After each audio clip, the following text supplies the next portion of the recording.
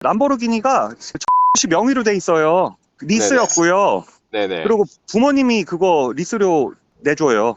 어머니가 그냥 네. 용돈을 줘요. 그거 쓰라고. 그 증빙 내역이 다 있습니다. 기자추 만주영입니다. 자, 오늘은 프로농구 선수 허웅 씨에 관련된 얘기를 준비했습니다. 저희 녹취록 먼저 간략하게 들려드리고 말씀을 시작할까 하는데 방금 들으셨죠? 바로 허웅 씨의 전 연인이 업소녀다라는 일각의 주장에 대해서 왜 아닌지에 대해서 변호인 측에서 얘기를 하고 있는 부분이라는 거죠. 자, 과연 이 녹취록대로 얼마나 이걸 믿을 수 있을지, 그리고 증빙이 될 수 있을지는 조금 더 따져봐야 될 일인데, 중요한 건 이 사건 역시 점점 점입가경이라는 거죠. 근데 요즘 사이버레커 논란 때문에 이 사태가 자꾸 잊히고 있다는 생각이 듭니다. 그래서 오늘은 이 얘기를 해볼까 합니다. 일단 전 연인 A씨 측이 허웅을 고소했죠. 그리고 더 나아가 허웅과 인터뷰를 했던 그 유튜버 카라큘라에 대한 고소를 준비 중이라는 소식도 전했습니다. 여기서 핵심은 뭘까요? 왜 고소를 한다고 할까요? 바로 전 연인 A씨를 업소녀, 업소에서 일을 했다라고 단정적으로 이야기한 부분에 대한 거라는 겁니다. 자, 그러면서 전 연인 측은 이를 입증할 증거, 즉 업소에서 일한 여성, 그렇게 일해서 번 돈으로 람보르기니를 사고 지금 거주지에서 거주하는 게 아니다라는 입증할 수 있는 증거를 갖고 있다라고 얘기를 하고 있습니다. 어떤 내용일지 지금부터 시작하겠습니다. 자, 이 사태의 전말을 알기 위해서는 카라큘라 측과 인터뷰를 나눴던 허웅 씨의 현재 상황도 한번 체크해 볼 필요가 있죠. 가장 최근 소식은 이 허웅의 전 여자친구 A씨가 허웅 씨를 고소했다는 겁니다. 법률 대리인 노종원 변호사는 지난 7월 9일 서울 강남경찰서에 허웅을 고소했고 지난 12일 고소인 조사를 마쳤다고 밝혔습니다. 그 근거는 뭘까요? 저희가 앞선 영상에서 한번 보여드린 적이 있는데 지난 2021년 5월 13일 같은 날 14일 무렵 서울 소재 호텔 이자카에서 술을 마시다가 A씨와 다툼이 있었고 이때 허웅 씨가 A씨를 때려 치아, 라미네이트를 손상하게 만들었다는 주장이었죠. 이후 시선이 집중되자 허웅 씨가 A씨의 손을 잡고 호텔방으로 갔고 바로 이곳에서 원치 않는 관계를 했고 임신에 이르렀다. 이게 A씨의 주장입니다.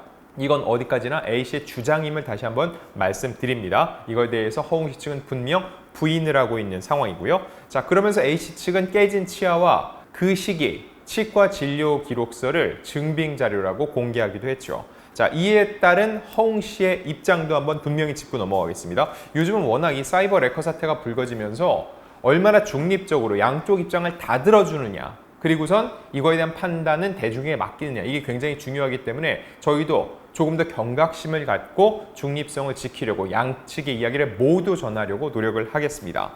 일단 A씨 측은 이 사건이 허웅 씨의 공갈 미수 고소 사건과 밀접한 관계가 있다고 주장을 하고 있습니다.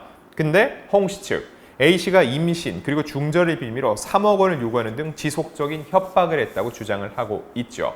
자, 근데 반면 이거에 대해서 A씨 측은 임신 중절에도 시큰둥한 반응을 보이던 허웅 씨의 태도에 화가 나서 홧김에 그럴 거면 3억 원을 달라고 했을 뿐 계획적인 공갈 협박은 아니라고 맞서고 있는 상황입니다.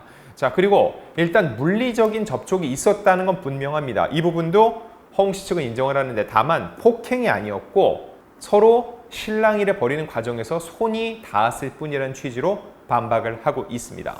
자, 그럼 오늘 얘기 핵심적인 부분, 그럼 카라큘라에 대해서는 어떤 부분에 대한 법적 대응을 하겠다는 걸까요?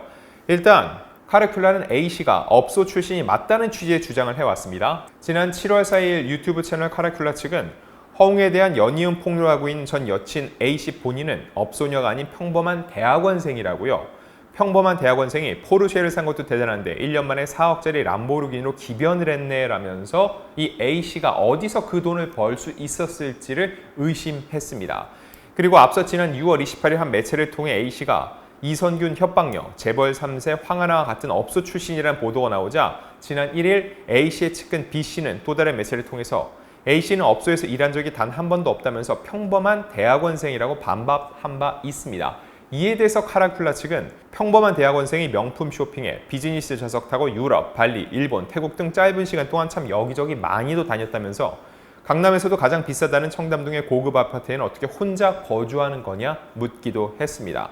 자, 바로 이 부분에 대해서 A씨 측은 법적 대응하겠다는 건데 바로 허위사실 유포에 따른 명예훼손이라는 겁니다. 어떤 부분에서 그렇게 고소를 준비 중인지 일단 노종원 변호사의 목소리 들어보시죠. 뭐 옛날부터 뭐 대학교 다니던 시절부터 스폰을 받아서 생활해 왔고 람보르기니도 스폰한테 받은 거고 람보르기니가 명의로 돼 있어요. 리스였고요. 네네. 그리고 부모님이 그거 리스료 내줘요. 어머니가 그냥 네. 용돈을 줘요. 그거 쓰라고. 네네. 예, 예, 그 증빙 내역이 다 있습니다.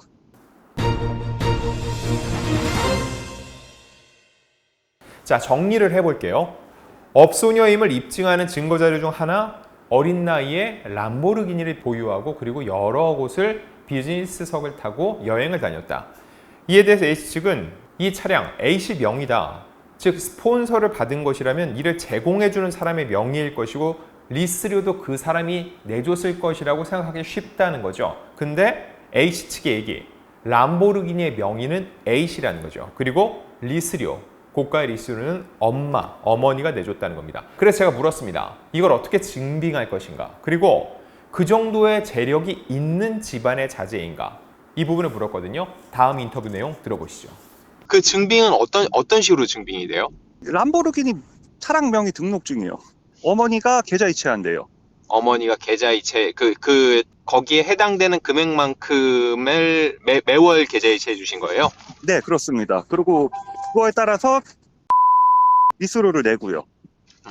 부모님은 재력이 좀 괜찮으신 편이세요? 뭐 재력은 뭐 청담동 자이 전세 정도는 구해줄 수 있는 정도의 재력이에요. 중상층 정도 돼요. 중상층. 중상. 예. 일단 엄마가 그 돈을 딸인 A씨에게 계좌이체를 해줬다는 거죠. 그게 증빙 내역이 남아있다는 주장입니다. 자, 여기서 상식적으로 생각을 해볼게요. 왜냐면 제가 그 증빙된 통장 내역을 직접 받은 게 아니기 때문에 맞습니다라고 단정 지을 수는 없습니다. 다만 지금 이렇게 언론 매체를 통해서 직접적으로 변호사의 입을 통해서 주장을 했으니까 이게 만약에 제대로 증빙이 되지 않는다면 거짓말을 한 게 되겠죠. 엄청난 후폭풍을 맞을 수 있습니다. 자, 반대로 생각해 볼게요. 만약 매월 그 람보르기니 리스료에 합당한 딱 금액만큼이 A씨의 통장으로 들어가고 있다. 그래서 그걸로 이 리스료를 낸 게 증빙이 된다. 자, 그렇게 놓고 봤을 때 그럼 그 람보르기니는 과연 스폰서를 받은 걸까요? 아니면 A씨가 부모님의 도움을 받아서 모는 것일까요? 이 부분을 확실하게 수사기관에서 밝혀줄 필요가 있습니다. 이렇게 돈의 흐름을 보면은 그 돈이 어디에 쓰였는지, 람보르기니를 몰 수 있는 돈이 어디서 나왔는지, 재원이 어딘지, 어디서 확보됐는지 확인이 가능하다는 거죠. 자, 근데 여기서 카라큘라는 본인이 그렇게 주장을 하게 된 근거를 또 하나 제시했습니다. 그 증거는 뭘까요? 바로 증인이었습니다. 이 증인이 누구냐? A씨의 지인이라는 황모 씨인데 황 씨와의 인터뷰를 근거로 삼았다는 거죠.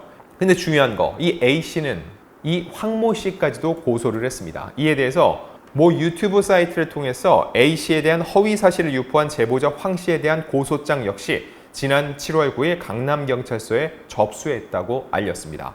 자, 그러면서 허위사실 유포에 대한 엄정 대응 방침은 변함이 없으며 추가적인 고소 역시 준비 중이라고 했습니다. 아울러 무분별한 허위사실 유포 및 2차 가해로 인해 법적 불이익이 발생하지 않기를 간곡히 당부한다고 했습니다. 자, 보면은 A씨 주장을 근거로 보면은 카라큘라가 허위사실을 얘기하고 있고 카라큘라가 근거로 내세운 이 증인 황 씨 역시 허위 사실을 주장하고 있다. 그렇기 때문에 황 씨에 대해서는 이미 고소장이 접수가 돼 있는데 이걸 방송을 통해서 얘기한 카라큘라에 대해서도 고소를 하겠다는 거죠. 자, 그리고 이 두 가지 사안은 맞물려 있기 때문에 결국 카라큘라와 황 씨의 사건은 맞물려서 경찰이 함께 조사를 할 것으로 예상이 됩니다. 자, 그럼 여기서 또 하나 이 사건의 쟁점의 주인공이 누구죠? 바로 허웅 씨죠. 허웅 씨의 상황은 어떨까요? 일단 먼저 고소를 했습니다. 이 A씨에 의해서 본인이 피해를 받고 있다. 협박 공갈에 시달리고 있다라고 소장을 냈습니다. 근데 반대 여론이 형성됐죠. 그때 언론 플레이를 않고 수사 결과를 기다리겠다는 입장이 나왔는데 그 직후 카라큘라와 인터뷰를 했습니다. 이에 대해서는 기성 언론뿐만 아니라 팬들도 굉장히 당황을 했어요. 일단 언론 플레이를 하지 않겠다는 기존 입장과는 달랐고 왜 카라큘라를 선택했는지에 대한 의문도 점점 커졌죠.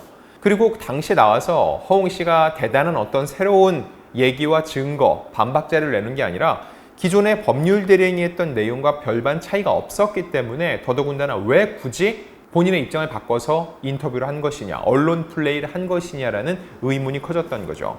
자, 이를 두고 어떤 보도를 보면은 허웅이 카라큘라와 친분이 있는 모 변호사와 연결이 돼 있다는 식의 언론 보도도 있었지만 이건 역시 공식적으로 확인된 바는 없습니다.